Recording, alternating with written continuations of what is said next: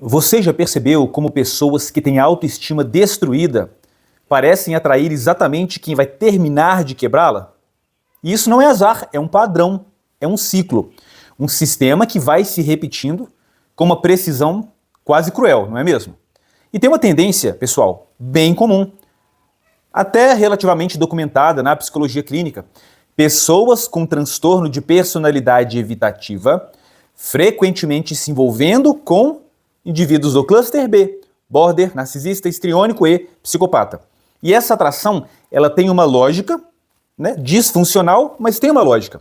Vamos entender primeiro quem é o evitativo e como que isso se conecta com um vídeo, um feioso igual maníaco do parque, convencendo belas mulheres de irem para o mato escuro com um estranho. É uma incógnita, um enigma, né?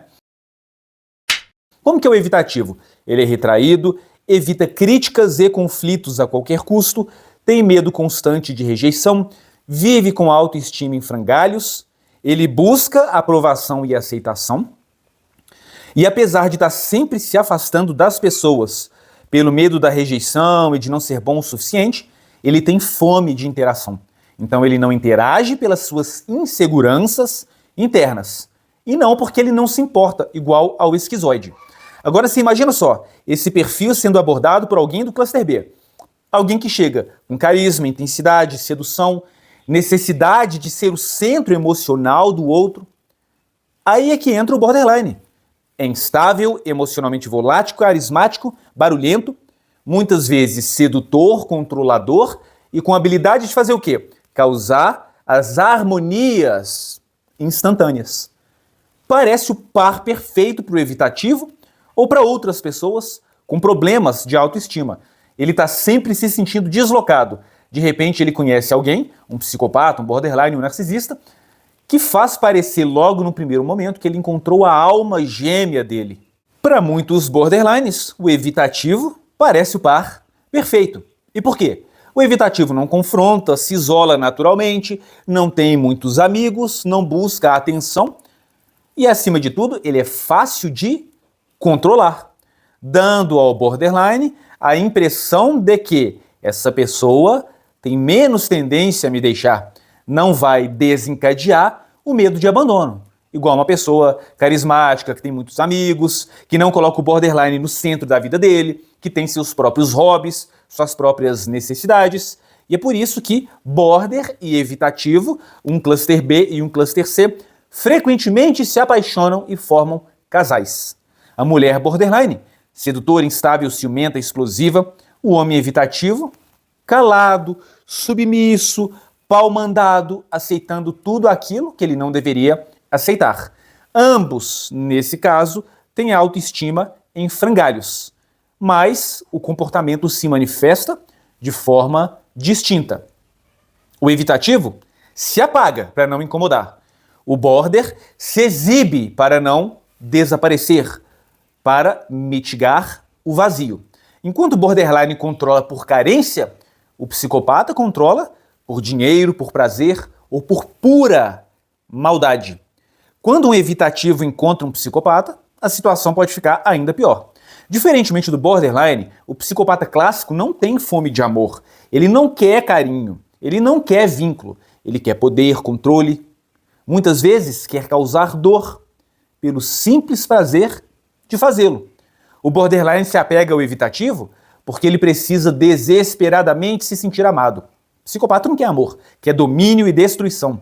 Dinheiro. É por isso que é mais comum, né, o border se encontrar com o evitativo em relacionamentos cotidianos. Porque, embora o border e o psicopata tenham essa necessidade de estímulo, de viver altas emoções, coisa que o evitativo não pode proporcionar, para o borderline, evitar o abandono e se sentir amado está acima da necessidade de estímulo constante. Então, o evitativo nem sempre é um alvo predileto para psicopatas. Agora que a gente fez essa introdução, vamos tentar ilustrar e trazer isso para um exemplo real e extremo. Autoestima, lixo, é convite para predadores emocionais. Maníaco do parque, o Francisco, feio que dói. Mas conseguia atrair mulheres, convencer mulheres bonitas de ir para um lugar escuro, Uma coisa inimaginável, né? Imagina só separar, usando a lábia, claro, né? Uma capacidade de convencimento muito grande, e convencer mulheres de ir no meio do mato escuro. Por que que ele conseguia isso? A resposta muitas vezes está na vulnerabilidade emocional. Pegava mulheres fragilizadas, carentes, com autoestima ferida, querendo aprovação e validação. Soube exatamente o que dizer, como agir, para seduzir quem estava emocionalmente disponível para ser enganado. Clusters B não amam, fazem reféns.